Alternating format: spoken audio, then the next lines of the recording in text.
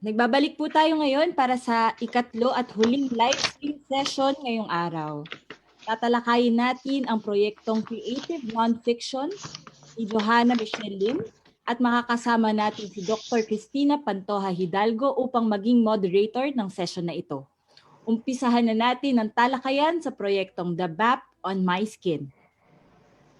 Before I start,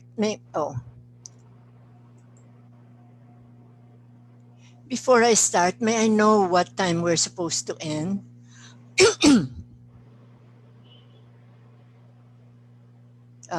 Jonah? Ma'am, we're supposed to end po at 3:30 po. Okay, I got it. Thank you. 15 minutes for the moderator's intro and 15 minutes for the fellows presentation. Okay. Okay po, ma'am. Good afternoon, everyone. I take great interest in the genre of creative nonfiction, since it is possibly the most open of genres. Open in the sense of hardly having any borders. It covers a whole spectrum of works, ranging from the lyrical meditation to reportage. Journal entries and letters are creative nonfiction. So are magazine interview articles, travel narratives, profiles, food essays, sports columns, editorials, full-length biographies, and memoirs. The inescapable presence of social media, particularly of Facebook, has in many ways contributed to the growth of, I would call it, eagerness of young writers or even non-writers to produce creative nonfiction, while at the same time debasing it, encouraging the careless, self-indulgent narcissism, which is one of the dangers of the genre, and something that we who teach in creative writing programs caution our students not to allow their writing to fall prey to. Unlike Butch and June, our next writer is not known to me. I am not familiar with her work, but based on her fellow's bio notes, she's an advertising arts major and an entrepreneur by profession. However, she has already published a book, which is a collection of travel essays. Her brief essay on her poetics is, for me, quite interesting, beginning with its title, Writing in the Negative. She speaks of her intention to write about her, quote, many deformities, unquote. And she adds, quote, I own that part of my responsibility is to wield pain into a weapon, a talisman, or an elixir, or joy when called for.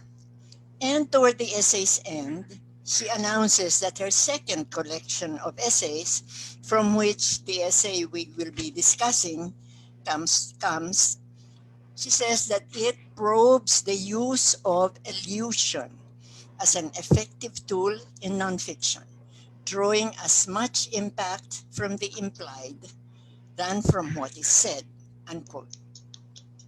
So the essay, The Map of My Skin, is quite unusual, both in terms of its subject matter, a rather rare medical condition known as vitiligo, I don't know if I'm pronouncing that correctly, which is an autoimmune defect or condition. She provides a great deal of information about this condition.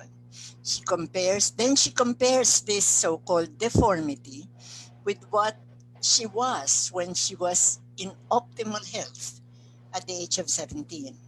And from this, she glances to the larger scene and compares her condition, that is, to the national predicament, drawing a parallelism between her infirmness her infirmity and the many illnesses which plague the nation.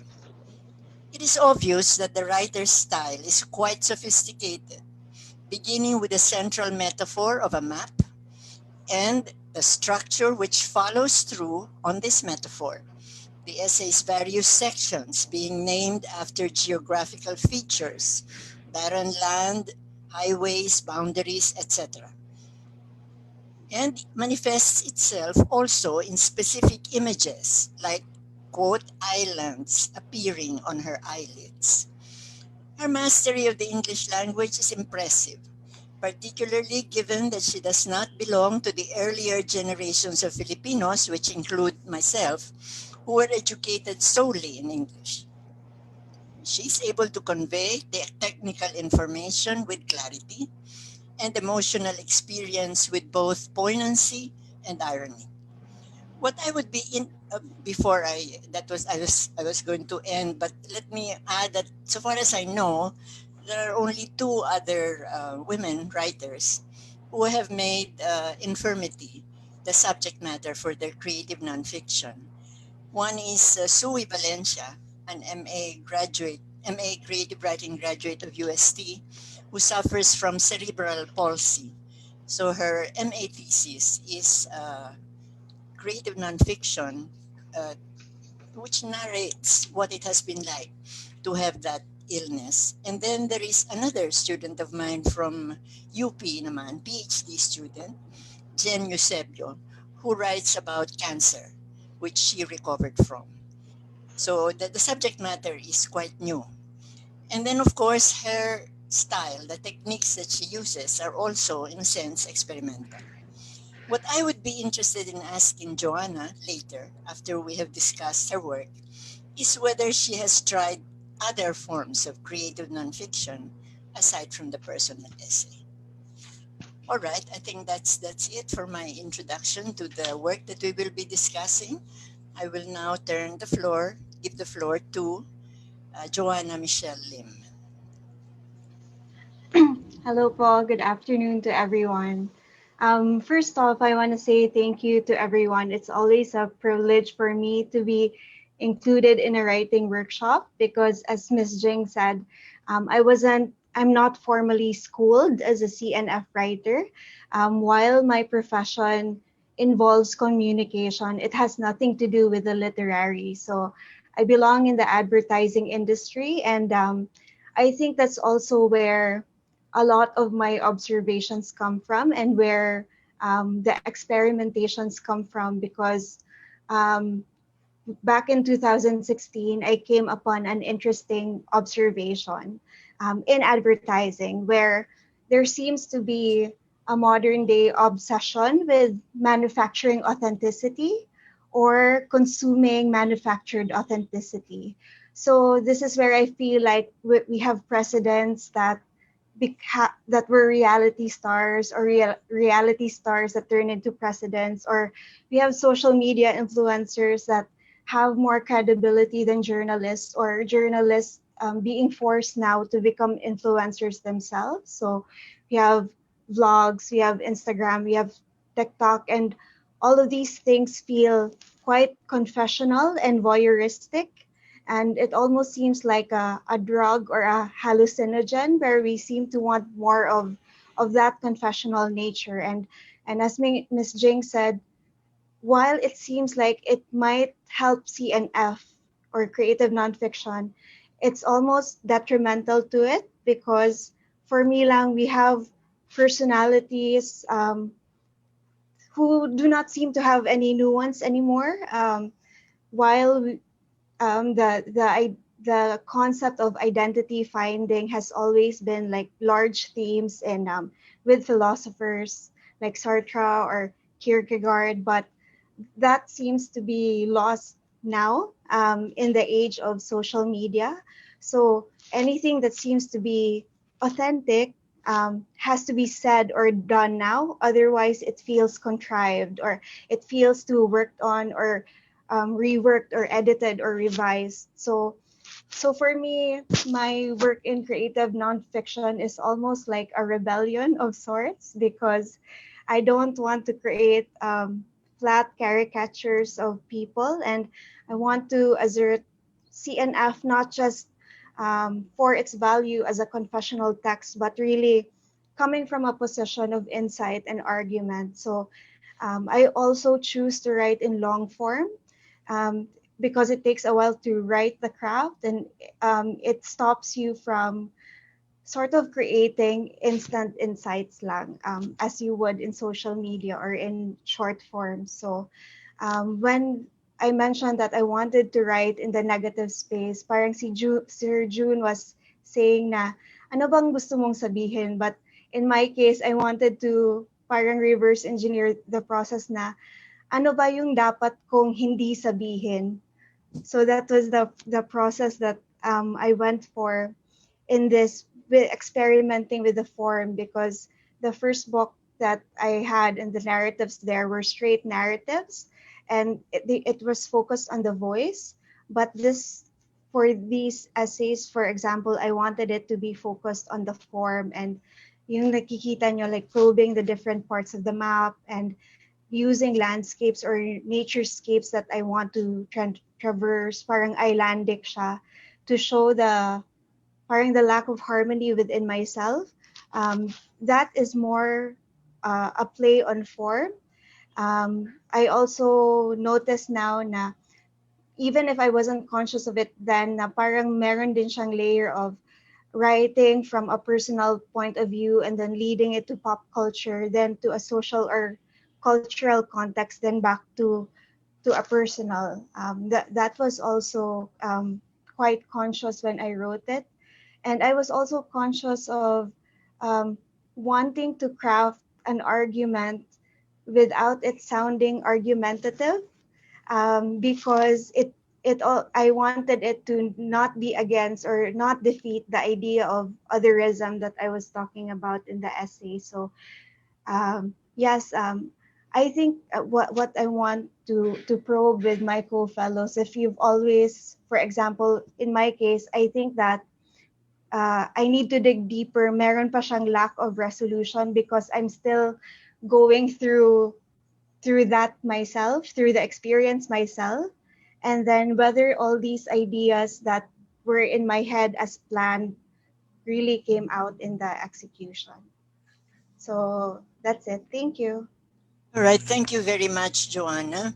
Uh, since you mentioned your opinion about much that's going on in social media and the inordinate influence of the so-called influencers, I would like to tell you from the very beginning that if you set out to write something that is the complete opposite of what they're doing, you have succeeded. Your essay is nowhere near the sort of thing that we have to plow through when we turn on our Facebook timelines and so on. No? But anyway, having said that, let me now invite the. Let me start with the fellows. Let me invite you to give us your comments, your reactions to what you have read, because I'm sure the writer always wants to hear that first of all. What was your initial reaction to it? And then what other things would you like to share with all of us? Anyone want to start? We could start with the creative non-fictionists in the group. Who would be the fellows who are doing creative nonfiction? May I ask? Aside from Joanne, no one will admit now. Wala? Siya lang ba? The rest are all writers of fiction, drama, film, poetry. She's the only one. Oh, that's interesting. Well, anybody? Wala pa rin. I'll have Si to Ana call. po, Ma'am Jing. I was trying to go for the fellows muna. Vlad. Okay po, okay po. Oo, wala ba? Pero kung wala, we will go to the panel. Ma'am Meron Kate. na po. Ma'am Kate. Okay. Who is it? Who's raising her hand? I'm sorry. Tin, is that you? Me, it's Kate. Okay, okay, sorry. Yes, Kate. Hi. I just want to say that I really enjoyed the essay, the thing. I felt the very confidence as a woman myself. There's a lot of, I guess, deformities that we deal with, whether it's an illness or expectation of us, and we carry that. And to be able to discuss that, I felt the confidence. What struck me, for me particularly, is that you're able to deal with it with so much confidence, and yet you're able to show the vulnerability of it. For me, personally, I don't write CNF, but even just the thought of me describing my deformities, the next question would always be, why would anyone care? And the fact that I felt that the way you structured your narrative and your essay in such a way that I cared, it made me see, oh, that's one way to show and to be able to kind of like reach your audience and touch them in that way. So I felt that's how I reacted to your essay. On the only thing that I have to mention though is that you mentioned in your I guess poetics presentation that the intention was to talk about things that you shouldn't talk about. I guess writing in the negative.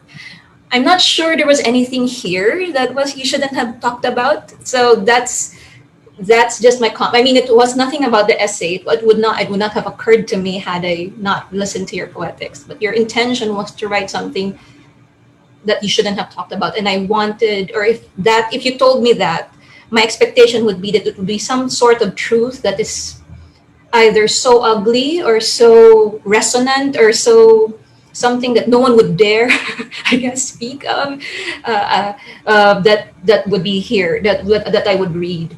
But not that the truths here are not relevant or resonant or anything. It's just that I felt I'm not sure these are the things that you wouldn't talk about. So that's for me. Thank you. Thank you, Kate. Maybe just to clarify a point, in her title, I think Johanna was not so much referring to things that are not talked about, although when you come to think of it, illness is one of those things we don't talk about, diba? Like when you hear someone has cancer, you're not sure whether you're supposed to mention it to her or not, no? Whether she wants anybody to know about it or not. But I also think she was referring more to not saying certain things. Not she is more, I think, preoccupied with not saying too much. So there are empty spaces that she wants to leave. That's what is her negative, I think. Diba? Kasi sabi niya, what's happening in Facebook and such, people just put everything out there, thinking that we want to know. I can't get over the fact that they have their pictures taken with, in hospital beds with yung mga dextrose hanging from their arms, in their hospital gowns. I'm like, do I really have to see that? But that's what has happened. It's some kind of, for me, some kind of porn actually. So I think her concern is not to go there. So she went the opposite way. Maybe that's how I interpret it anyway. Anyone else would like to the fellows first? Let's have Ms. Raisa Falgi po. Okay. Hi. Is my mic on? Hi. Yes. Hi, Joanna. Well, first, as a former health writer, so I really appreciate how well you were able to describe the condition in such not just poetic detail, but you make it understandable to a layman and something that we can feel and relate to. So that's something I've struggled with since. So I think you did that well. And with regards to the things we're not supposed to talk about, since it seems to be the pervading topic. Well, yeah, I also like how uninhibited you are in describing not just the illness, but like being naked with your lover. It's like, I mean, I guess it's a Filipino thing. Like even with my close friends or my sister-in-law, parang can't feel we can talk about these things, even if we know we're all married. uh, it's so the fact that you could get over that kind of taboo, I think, is also brave, and at the same time, it makes me feel, this kind of relief that we all know about this, and you're just talking about it's something natural, and that is how it should be, I think. Okay, thank you, Reisa. So, Johanna, you have two votes of approval here from your fellow women. One is praising you for your confidence, and the other one for your candor, which is, I think, must satisfy you, no? Anyone else among the fellows want to say something?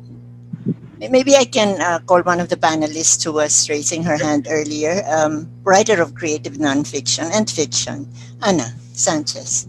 Thank you, ma'am. But I think Glenn was raising his hand. Oh, Would you like to call on Glenn first? Oh, sure. Yes, Okay. Glenn. Sorry, Anna. So, go ahead, Glenn. I'm sorry. Sorry, Ma'am Jing. Okay. Yeah, super quick lang. Sa essay, what I find one of the most pleasurable aspects of the essay form sa akin, yung mga digressions, no? And I think here, I'm so, yung mga leaps, digressions, etc. No? And here I'm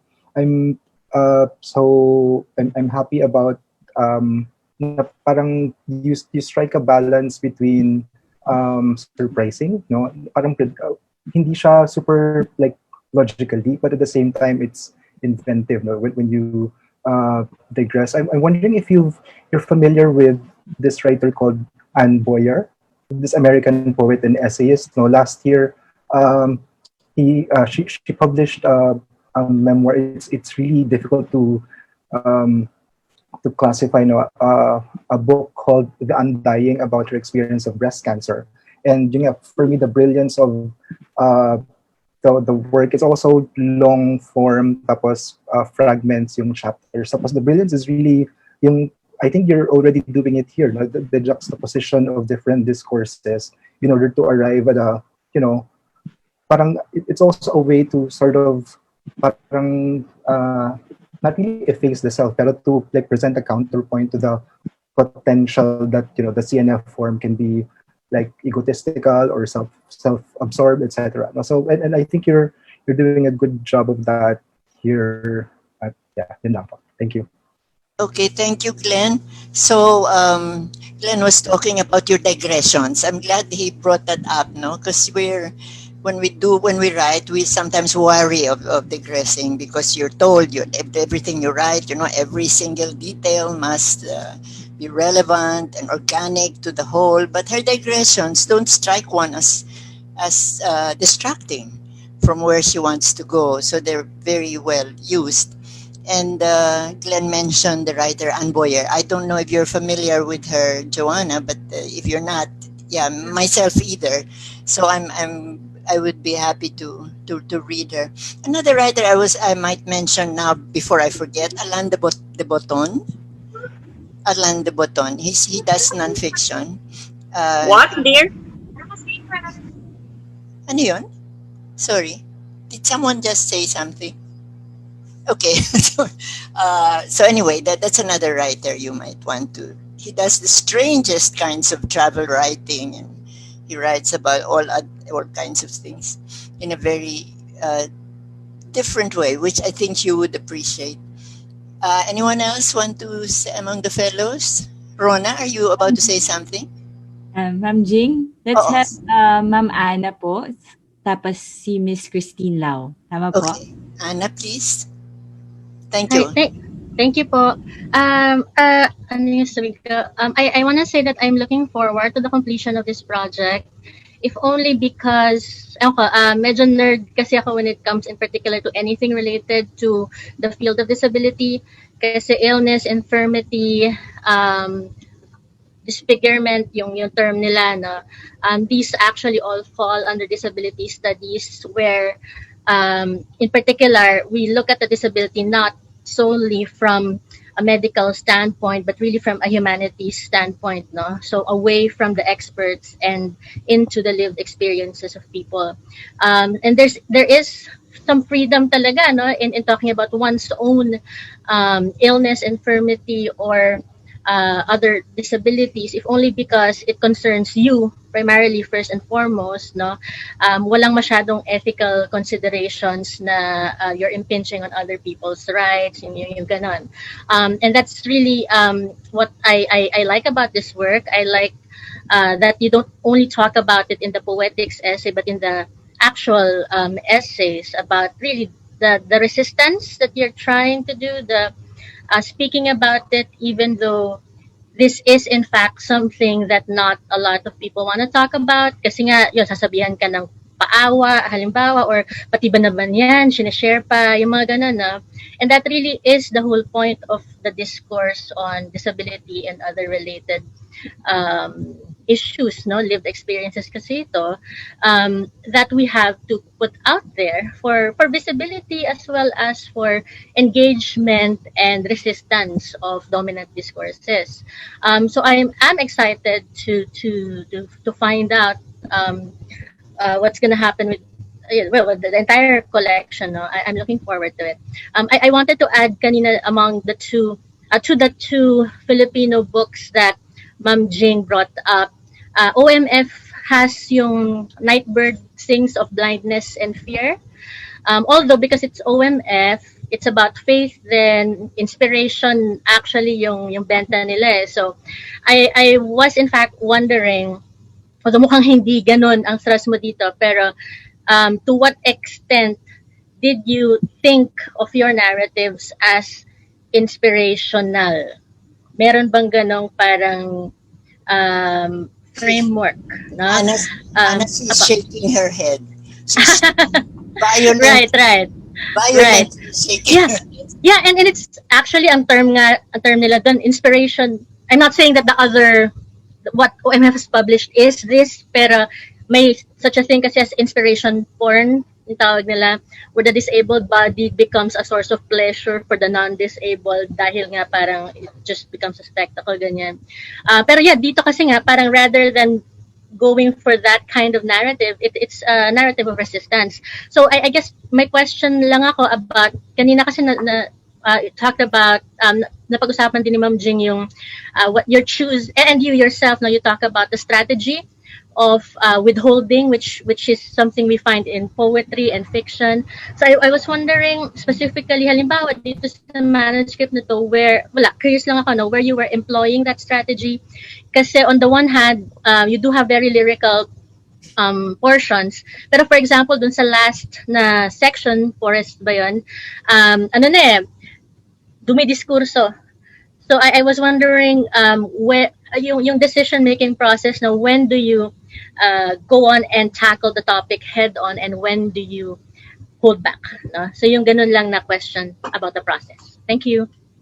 Would you like to answer that, Johanna, or shall we wait until toward the end for you to answer all the questions? Johanna? I'm taking notes of them lang, Ma'am Jing, and then I'll answer them na lang siguro sa end. Thank you. Okay, sige. So I think, Tin, were you... Sorry, let's have Sir Butch po. Tama po, Ma'am Tin. Si Sir Butch po pala, sorry. Sino bang, Rona, sino ba yung sinabi mo? Diba sabi mo si... na lang po, apo. Hindi po pala Sir Butch. Sir Butch. Okay, Butch, please. Okay. Well, I think this is a very impressive piece of writing. Yeah. This is the kind of essay that I'd like my own students to produce. Something that probably begins with personal experience, but ventures beyond that. It pushes the boundaries. So it's not entirely me, but the subject becomes much larger than the self. It's I mean, you're right. Of course, it's not Facebook. It's if you speak in terms of the internet, it's a sort of thing you would find on, say, medium.com, where you have much longer, well thought out pieces.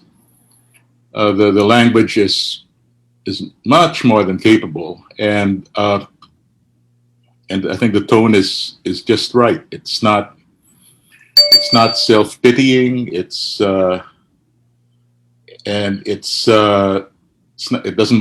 not whining. and at the same time, I think it just steps short of being right in your face in the way that some declarations like this tend to get strident and almost grab you by the neck and force you to acknowledge whatever it's saying. It's a bit more relaxed than that. You mentioned other writers, and of course, a writer that I immediately thought of, one of my favorites, as you know, is this American doctor named Richard Selzer, who he's a surgeon, but one of the most lyrical writers of prose I've ever read, and he combines the literary art with medicine and sociology, and one of you mentioned this earlier. From this point, consider the possibility of moving into fiction. If you really want to push the boundaries, that's what Selzer did. I mean, he's already a brilliant essayist, but he's taken that material farther afield into fiction. For example, one of the stories of his that I quite often refer to in my teaching has to do with a heart transplant, where the recipient of the heart looks for the where the wife of the donor looks for the recipient of her husband's heart. Yeah, I remember. And she plants her ear to that man's chest just to hear her husband's heart again. Now that's fiction, but you can very easily see the context from which Selzer drew that. Selzer has essays about the spleen, the liver, but again, he pushes that into history and sociology and a whole lot of other concerns. I mean, this, of course, is not really. I assume, not having read the rest of the collection, that this is not all about maladies and their interpretations. But I do. It's a sort of thing that would make me want to read more from the author. As also her take on other aspects of her life. It's interesting and very, very well put together. Thank you, Butch. There you go. More praise, Johanna. Who would like to go next? Next po, si Miss Hanilip. Sorry, who is it? Who wants? Hanilip. Ako po. Sige, please. Go ahead. Honey. Apo, congrats. Screenwriter po ako. Bale, Screenwriter. Opo. Ang nagustuhan ko sa sulat ni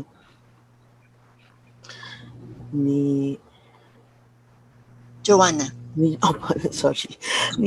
Johanna ay nahanda na kaagad yung reader na may mga kumbaga acts ito siya, and title pa lang nakaka-intriga na rin siya, no? So kung ang mambabasa mo ay hindi talaga mahilig magbasa, makakakuha na siya ng attention. So sa title pa lang, alam mong meron kang gustong ikwento na kailangan pakinggan.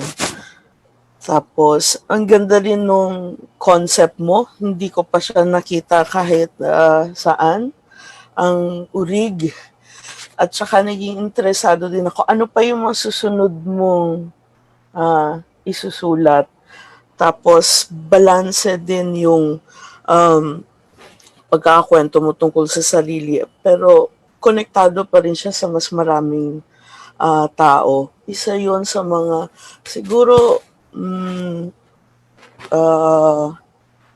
sa mga nababasa ko na essay, no, na masyado kasing subjective at minsan nakakalimutan yung pagiging Pilipino o kung paano pwedeng makarelate ang common na Pilipino. Yun. Isa yun sa mga nagustuhan ko din. At of course, may science din siya, no? Factual. At Yes. pagkatapos, marami ding wisdom no na pwede mo na i-share mo dun sa yung essay. So natuwa ko dun nang nabasa ko yung sinot. At entertaining din siya, nakakatawa yung ibang mga sinasat. Natatawa ko pa personally. So Okay, thank you very much, Honey. Yeah, I think I'm glad that you mentioned that, Honey. No, the fact that it contains so much information, diba? It goes into the science of it, and it contains so much information, but it's not delivered in a block so that you feel you're listening to a lecture. No, it's just part of the flow of her narrative. One of the things that that struck me was that she mentioned Michael Jackson. I don't think many people know that the problem with Michael Jackson was not just vanity, that he wanted to look white, but that he had this disease. And therefore, he was trying to make the rest of his body match the color of those splotches that were appearing on his skin, which is a very tragic situation for a celebrity, right? A rock star who's part of whose appeal is always the way he looks. So merong mga ganyan si Johanna na mga gems that are buried in there in her narrative, which are factual things, no? And she's able to do that painlessly, so that we don't feel that it's a learned kind of piece, no? When in fact it is quite erudite, no? And then yung binanggit pa ni Honey, yung humor. This is why we're not turned off. I think we say there's no self-pity, there's no self-indulgence, because it's very funny in parts, and also it's very ironic. So the tone has a lot to do with the effectivity of the narrative. I wonder, this is a question I'm throwing maybe to all of you who are more or less of the same generation. We know that the younger readers have no interest in long form. So I worry about a piece like this. Are they going to have the patience to wade through it so that they learn from it? Not because they are necessarily interested in that condition, but interested in learning how to write. Do you think that is that a disadvantage for a writer today, that she or he should use the long form? Or is this particular example of long form not going to fall within that category? May I know what you think? Because I would hope that that people will read this, including the young people. What do you think? Yourself, Johanna, do you think younger readers will be able to go through this? It's not difficult to read, but it's long. For me, po, ma'am, I can only hope, but it's not a goal of mine anymore, because I think that really it seems like I'm writing for an audience that might not be there, but it's a rebellion. As I mentioned kanina, it's sort of a resistance or a rebellion for me to continue on that path, if only because the alternative is detrimental to my own identity. So I know no other way to do things, to write. So I will continue on this path. Now, whether someone reads it or not, it's not for me to answer anymore. No, I'm very glad, actually. I'm, of course, very glad that you write this way. I'm just, well, I just brought that up as a problem, no, that we're facing today because now of this prejudice against long form. And what they mean by long form is 2,000 words, 3,000 words, long form na. Hindi naman yun long, but that's how they look at it, no? It's just a pity, I think. Anyway, any more? Jimmy, yes, please. Let's have Ma'am Luna po. Luna ba muna? Si Luna Opo. daw muna, sorry. Go ahead, Luna. Unmute, please, Luna. Luna, sasabihin ko sana na, ma'am, okay na ako, kaya lang, I want Johanna to pursue what she means by the infirmity. Kasi I don't quite get it na merong infirmity yung voice na nagsasalita dito. If it means the infirmity to accept the condition, medyo nakukuha ko, pero parang hindi pa siya talaga nakalatag. And like the others, natuwa ako dun sa sophisticated na paraan ng paglalatag niya ng kanyang mga ideas. Hanga ako actually kasi ang hirap nun eh. Kasi may separate o hiwalay na sinasabi yung legend at saka map dun sa gusto niyang pag-usapan tungkol sa kanyang kondisyon ng vitiligo. In the end, ma'am, parang meron pa siyang hindi nahalukay tungkol dun sa assigned narratives versus yung chosen narratives. Parang merong nakatago pa doon, ma'am, na gusto ko siyang tanungin. Kasi somewhere in page 167, dito nahigop niya ako doon sa paragraph 3. Yung ordering ng katalogo niya about how others view their skin condition. So she begins with a classmate constantly looking down to cover the birthmark. Tapos napunta dun sa friend from the university, office mate. Then it's the beggar with the 100 watery boils. And umuwi siya dun sa child na parang poster image ng mga commercials. Hindi ba may progression siguro ito eh. So, bakit ka tumitigil dun sa batang may alipunga samantalang siguro sa ibang paradigm ng progression, parang yung estado ng pulubi with 100 watery boils, parang mas malala siya kaysa dun sa bata. Kaya ko to kinoconnect kasi gusto kong malaman din kung paano, as well as gusto ko rin tanungin yung iba, how they understood yung assigned narrative ng skin. Kasi tingin ko, it's not just the skin. It's also about the aesthetics of beauty. It's all about the body na normal. Tapos parang may gusto ka rin sabihin tungkol dun sa infirmity eh. Na dahil ganito yung balat, ang judgment ay infirm na parang napaka-unfair ng na yon, ng evaluation na yon. So yun lang, ma'am. Johanna, were you able to get kung ano yung mga questions ni Luna? Okay. So no need to clarify, no? Okay. Jimmy, you can go ahead and make your comment. Okay. Bali po ang next in line is si Sir Neil, then Sir Roland, and then let's have Sir Jimmy po. Okay, I'm sorry. I don't see the people raising their hands. Okay, Neil first. Okay po. Hello. I could only join you now because I don't know if it was explained to you. I am delivering a keynote at the national conference in a few days, and I'm still working on the keynote. I'm really sorry. But in any case, I'm so glad that this is my first session.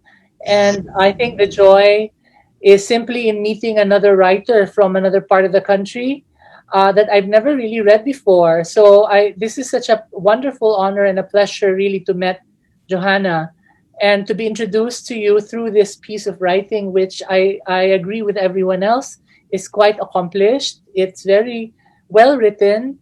It's I think you actually say it in your poetics that you are poaching a technique that you think is more appropriately poetic than essayistic, and you're using it in the essay. And that is really the technique of the ellipse, the elliptical, the unsaid, the understated, the evocative, rather than the actually presented and the stated.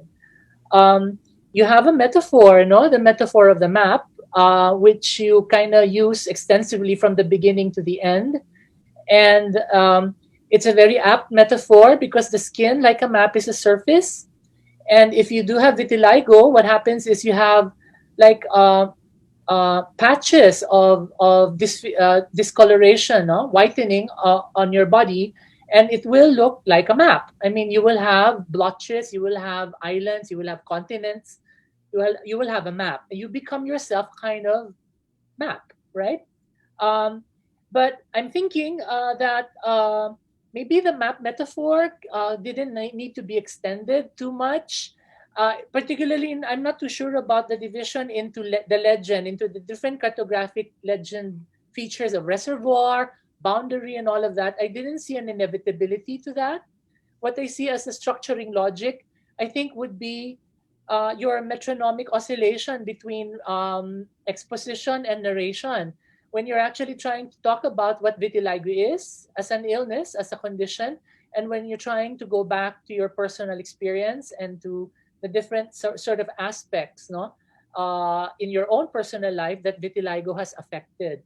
So I don't know if you might want to consider reconceptualizing it and doing away with this legend thing of reservoir, boundaries, etc., and trying to see if you can just have a free-flowing essay that feels a little more organic, and the metaphor is not forced. I like the way you actually bring in social issues into your essay. Luna pointed out the connection between the Filipino conception of healthy complexion and wealth, or basically well-being in the economic sense, as opposed to simply the medical sense. Meron tayong tinatawag na kutis mayaman na complexion. At alam natin, mga Pilipino are very particular about fair skin.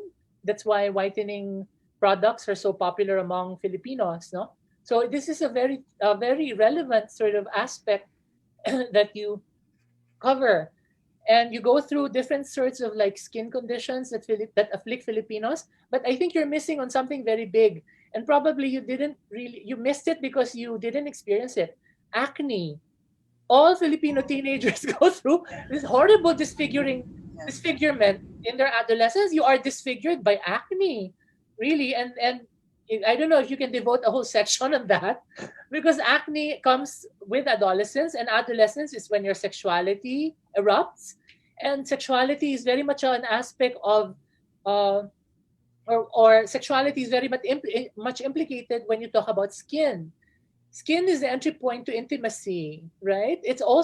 Skin is also what stumps intimacy. Because when you want to be intimate and you're so in love with someone, you want to fuse with someone, you notice that skin is actually what blocks you, right? You cannot actually become one with the person you love, and sex itself is just a metaphor of that unity, which of course cannot literally happen because you both are covered in skin.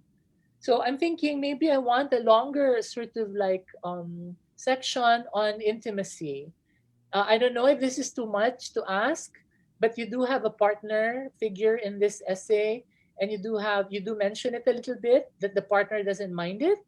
But I think that can be a very sort of touching and very intimate passage that you may want to consider including. How exactly is your sex life affected by this? And then an additional final comment has to do with maybe, because it's a bit of science writing, right? You did do some research into the condition. Does it really affect your quality of life? Because of all the different skin conditions, I think vitiligo, while disfiguring, because it visibly changes you, it actually does not have any effect on your nerves, on your sensation. It's not like the other skin conditions that actually are a little more serious because they have systemic effects. So vitiligo, comparatively speaking or relatively speaking, isn't so awful. I mean, in that sense, right? So it's something that you might want to enrich that aspect of it, the comparative aspect of vitiligo opposed to other dermatological issues. Now, a last bit of comment, and you are coming from advertising, and I know in advertising deadlines are so real, right? Because you have clients to please and you have presentations to make. But I think one of the lessons in the workshop that we can sort of like stress is while it is good to write in white heat, we must always strive to revise in cold blood. There are many careless parts in the essay where you make mistakes, particularly in relation to subject-verb agreement and things like that. So they can actually be finessed, or the piece can be polished, and you can actually spot them if you revise in cold blood, which is almost like the opposite of the work you need to do in advertising, where everything is just, like so quick and so urgent. So again, congratulations to Johanna, and thank you very much for this wonderful essay. It's a pleasure and a wonderful privilege to meet you. Okay, thank you, Neil. Before I continue, may I know how much longer we have for the session? Rona? We have 20 minutes pa po, 20 till minutes 3:30 po. Okay. Yes po. How many minutes do you give to the author? Is it 15? We can give ilang minutes po need you, Ma'am Johanna, for the wrap-up. Kasi po hanggang 3:30 po ang ating session. Okay, sige. Jimmy, I think it's your turn. Si Sir Roland po. Sorry, ano ba ito? Baka hindi na makapagsalita. Sorry. Roland po, and then Sir Go ahead, Roland. Okay. So I agree na the writer really shows maturity and sophistication in this set of pieces, no? Nabanggit ni Neil na may map making dito, pero mas a kind of overt design eh. And I also agree with Neil na parang hindi naman siya kailangan kasi it's not integrated what does itong mga landscapes na to mean, no? Although, of course, it's a central metaphor. Maybe it can be done sa introduction na lang itong map making na to, itong cartography na to, which is both map making and map reading. In other words, by the end of if you really want to push for that kind of design, what is a map that will be read? No? What is a landscape? Ano yung map na makukuha natin after going through the essays? No? But it's also something of a very intimate kind of mapping because it's writing the body and the skin as a central metaphor. No? So there's a kind of tactility to it.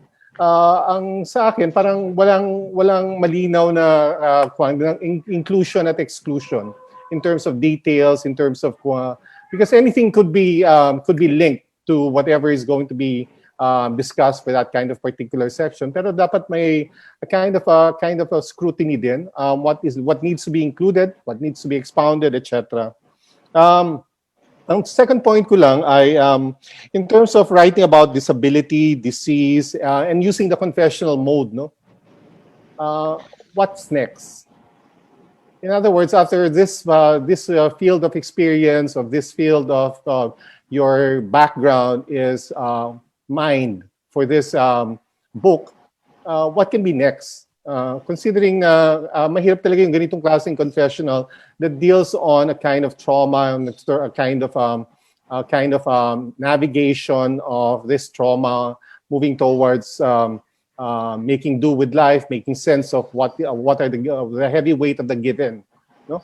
So at yun yung parating difficult, no? If we try to opt for that kind of pressure na about disability and disease, ano pa ba yung a kind of next book about this kind of topic? Is there still one?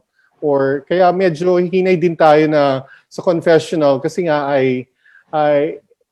at may erudite ka naman, magaan basahin, pero on the other hand, mabigat naman talaga yung tinatalakay mo. Pero what can be next in terms of this kind of continuum if you're going to pursue this line of topic or theme in your next book projects? Okay, I think that's related, Johanna, to what I was saying at the beginning, that I would be interested in finding out if you want to explore other types of creative nonfiction beyond the confessional. Because I don't think, going by your table of contents, which is here in the manuscript that you gave us, I think the other essays are not naman about ailments, no? They are covering other topics. But maybe the more germane question is whether you're thinking of also doing other things, other types of nonfiction beyond the personal essay. Okay. O sino na? May iba pa? O pwede na si Jimmy? Pwede na po si Sir Jimmy. Jimmy.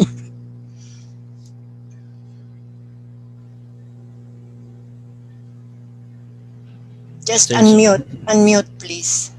Nakamute ka, Jimmy. Left side of your screen, bottom of the screen. Left side. Yung may microphone, paki-click. Ay. You're muted. You're muted eh. You have to click on the microphone icon. Lower left side of your screen.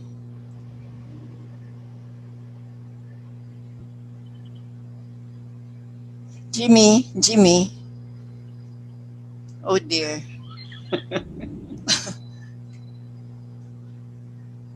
Hindi ba pwede ito i-unmute by the host? Sir Jimmy, I'm clicking the ask to unmute po. Can you see the...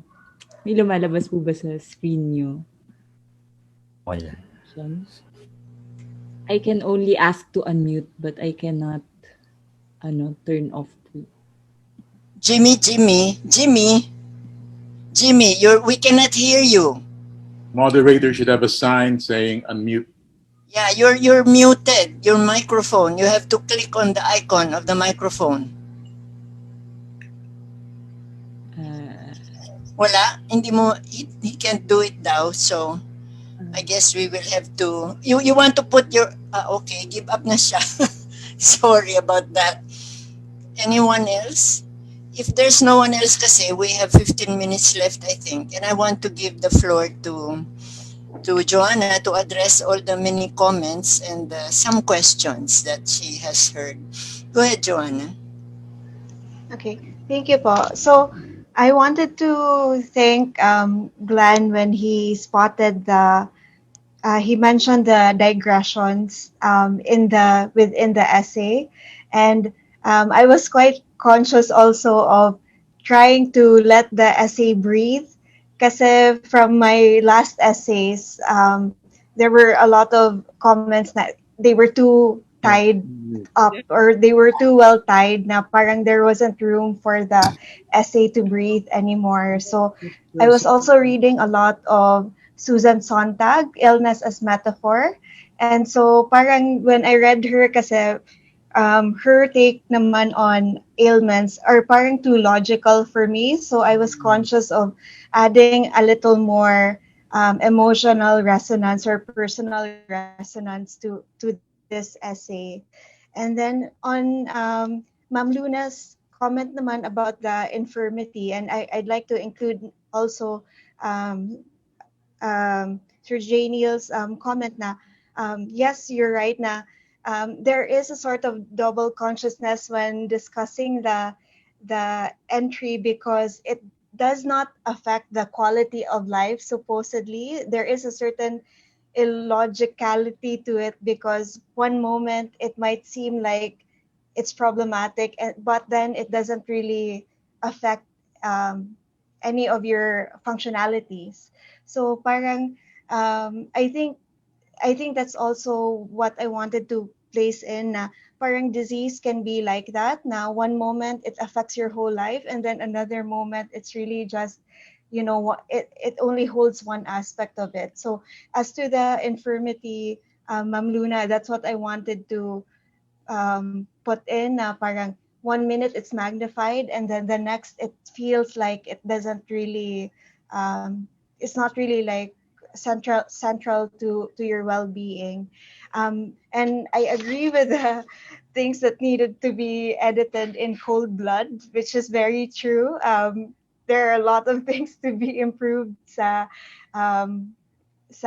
technicality aspect, and I agree that the structure of it might not be so organic. Looking at it from like, I wrote it 6 months ago, a couple of months back, and then now it doesn't feel like the form sort of elevates the narrative. But I wanted to keep on playing with the form because other than I wanted to work on it other than just the voice, which is usually what's focused on in an essay. So hopefully I get to that space where both the form and the voice are synergized na. So thank you everyone for your comments. I have all my notes here for revision. But Johanna, in connection with that, may I suggest to you or remind you that everything that you hear here should be taken in the nature of they are suggestions. You don't have to comply with absolutely everything that you hear here because we don't always agree. If we were in an in-person type of a workshop, we would be arguing with each other. It often happens that the panelists don't agree, and then these arguments ensue. Good-natured arguments, I hope, most of the time. But here we have prevented ourselves from interrupting or doing anything because our time is limited, no. Pero don't try to. I think go by your own best instincts. I think some of the things you have heard will be useful to improving your work. But as it is, it's already very good. And I don't think you should feel guilty about considering your condition as an infirmity because it is. And it's not for us who are not suffering from anything like that to say whether or not it is serious. No, if you feel it is serious, it is. If it affects your life, it is. So I think that's fine. Don't feel that you need to. I think you did a good enough job by going beyond the personal and tying it up, in fact, with the country and how there is something there that is certainly a much larger infirmity that we should all be conscious of. I think you also mentioned something which no one kind of picked up on. You were talking about the way people handle it. People who know that you have this, how they react. And how even in those reactions, when they're trying to be sensitive, they are in fact being very insensitive. That is something that anyone who has suffered from any kind of ailment is familiar with. No, so I'm glad that was there. I don't know if is there anything else that we need to add? I think. Jing, I think we still have time to accommodate Sir Jimmy. Okay, Jimmy. The hosts want to accommodate you because we still have time. You're mute. Okay na, hindi ko na mute. Sige. Well, I always think of Fran saying, get real. Because Johanna is very interested in authenticity. Now, what in the personal essay, what you have is a personal experience. But that is but you have to make that real, no? You imagine it, you make that real for your reader. Of course, every writer has his own way with language. Albert Camus, I always quote him. See, Albert Camus, he says, style. So the way of language, style, is what is style or way with language. Camus says it is the simultaneous existence of reality and of the mind or imagination that gives reality its form. There. That is what is being authentic about in the personal essay. No? Simultaneous existence of reality and of the mind that gives reality its form. Yeah. And you know what is the effect of the literary work or the personal essay? Somebody says, actually, it's, I forget that Latin author, but Jonathan Swift translated this as sweetness and light. That sweetness has to do with the reader's delight, because you're talking about the effect. The reader's delight with the author's language. That's sweetness. And the light, which is also the effect of the personal essay or the literary work, is the insight. The insight, the truth of that experience. The truth is get real. The truth is the real. Ganun lang. No? So, I think actually I always appreciate what the writer does, because I know that struggle with the language to embody the experience with words and words to make it real. Yeah, I can appreciate every writer's effort. Yeah. Okay, thank you, Jimmy. In connection with getting real, I thought that she actually has addressed it. She has a line here. It is, I learned through time, possible to live with the struggle without having to escape from the realities of it. And I think that's what she tried to do in this essay. And I forget which of you mentioned the inspirational quality, asking whether this has any inspirational quality. Of course, it is not for the author to say whether she thinks she's inspiring people, but I, for one, was inspired. I was looking at the ending, which is a very subtle, very nuanced line, doesn't hit you on the head with anything. She says, the poignancy of the line slipped in the short flits of freedom. When I have so much light inside me, it just has to break through the surface and into the sun. And with that, I think I will bring this session to a close. Thank you very much, Johanna, and thank you, everybody, for your thoughts on her work.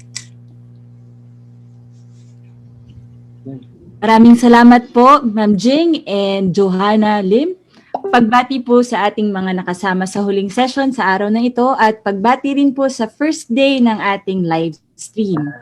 Para po sa mga nanonood sa ating live feed, ipapakita lang po namin ang schedule para sa ikalawang araw ng 59th UP National Writers Workshop. Meron pala akong request, Rona. Naka-live pa po tayo, ma'am? No, could you please take a picture again? Yes, ma'am. Sure po. It was not in the other picture. Alert from Google. Ayan. Para po sa ating viewers, nandito po ang ating workshop schedule for tomorrow. Maraming salamat po. At paki-follow po ang aming social media pages. Sa Facebook, we have facebook.com/UPICW. We have facebook.com/panitikan.ph, and we have facebook.com/UPNWW. We also have our workshop blog. That's 59th UPNWW.panitikan.ph/blog. And you can also follow us at Twitter at UPNWW. Maraming salamat at magkita-kita tayo sa mga kasunod na session. Can you email all of that?